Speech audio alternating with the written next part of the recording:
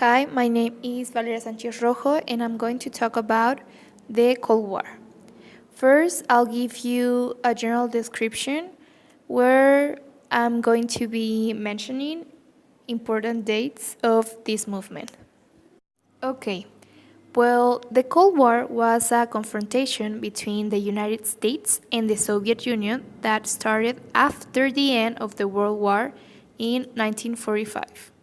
Germany got divided into two different zones among the countries: the German Democratic Republic, composed by the Soviet Union and which supported communism, and the German Federal Republic, composed by the United Kingdom, the United States, and France, which supported capitalism. Well, the Soviets were expanding their territory to the east, and in order to stop this expansion, the United States created the Marshall Plan to help Occidental Europe and Occidental Germany to recover. Therefore, the US feared that the USSR wanted to destroy democratic and capitalist institutions, and the Soviets feared that the US wanted to use its money and power to dominate Europe. People started to emigrate from the communist side to the capitalist. But the USSR established a passport control system to avoid people from leaving. This led to the construction of the Berlin Wall in 1961. The United States and the Soviet Union were constantly competing with each other about their nuclear arms and their space navigation advances. In 1980, Reagan won the elections in the US with the promise of increasing military forces to beat the Soviets, and along with the British Prime Minister Margaret Thatcher, they denounced the communist ideology. In 1985, it was developed the Reagan Doctrine, which advocated the right of the US to overthrow existing communist governments. Finally, in 1989, the Berlin Wall falls, which means the opening of borders and the end of the Cold War. Over time, the tension between capitalists and communists decreased. And it was called Cold War because this term refers to the fact that none of the countries involved took never direct actions against the other.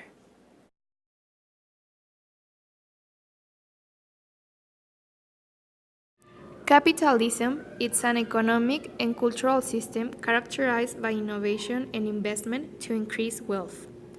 Private individuals or businesses own capital goods, and the production of goods and services is based on supply and demand in the general market rather than through central planning. This means there is a free market where private individuals are completely unrestrained in determining where to invest, what to produce or sell, and at which prices to exchange goods and services, operating without checks or controls. This system was proposed by the philosopher and political economist Adam Smith.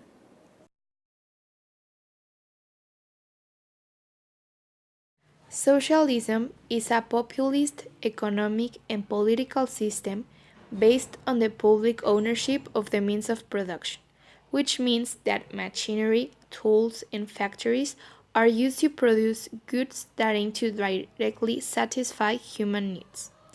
The government makes legal production and distribution decisions, and individuals rely on the state for everything from food to healthcare.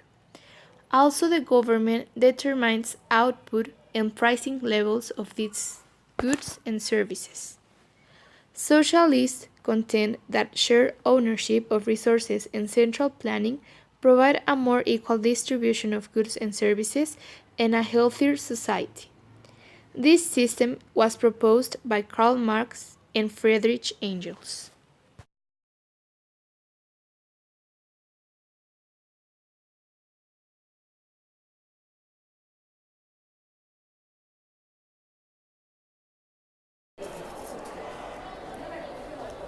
The two countries that were the leaders during the Cold War were the United States and the Soviet Union because they were the two major nations that had mainly power and resources after the World War II.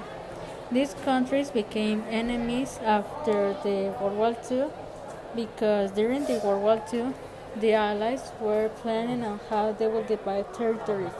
United States proposed a model in which they wanted to establish governments and markets based on the capitalism, and that in the future the governments will go to an organization for solving their problems. But the Soviets were against that idea, and they believed that the stability will be found in the borders of the Soviet Union. So I will say that the main cause of this was that the Soviet Union wanted to spread their communist ideas all around the world, and the Americans were alarmed by this. They didn't like that political systems. The Soviets were afraid of the arsenal that the United States had. The two nations were afraid of the other, and they never attacked directly. The Cold War they didn't take place on a specific area because, as I said before, the United States and the Soviet Union didn't fought directly with each other. So the Cold War took place in small countries that these two nations used for fog. Mainly, they were located in Europe. The Soviets were in favor of the ideas that the Soviet Union had, and also they were scared by the idea that the United States will send a bomb and destroy the cities just like Hiroshima. The Americans were in favor on the model that they proposed and also on the creation of the international organization that nowadays is known as ONU. They didn't understand why the Soviets didn't want to accept the capitalism on their lives, but also they were scared by the idea of a nuclear attack from the Soviet Union. Also, they didn't want that the government send more nuclear attacks. By this period, the two nations have developed new weapons that were nuclear. Their submarines now had nuclear missiles, and also airplanes were equipped with this. They developed the W-47 that had an explosive yield of 600 kilotons, and by comparing this to the bomb of Hiroshima, which had only an explosive yield of 15 kilotons.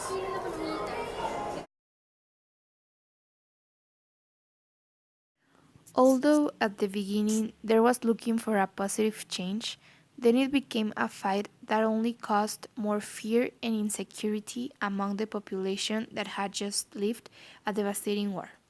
I mean, the Second World War. Honestly, for me, the Cold War was something unnecessarily caused by the ambition of the countries of having more power and wealth. These countries said they were interested in the welfare of the population, but the truth is that they were very selfish and only thought of themselves. And in terms of economic systems, I think the economic system each country decides to have has to be linked with the antecedents of the country and what its current needs are. Each system has its pros and cons. It is really hard for me to choose one since there are things I like about both. Socialism it's a good option because it maintains an established economy. But the only thing I don't like about it is that since everyone receives the same, for me it seems to be unfair for those who work harder than others. And in capitalism, social levels are more distinguishable. That's a disadvantage. But I think this also is an advantage because it encourages people to overcome oneself.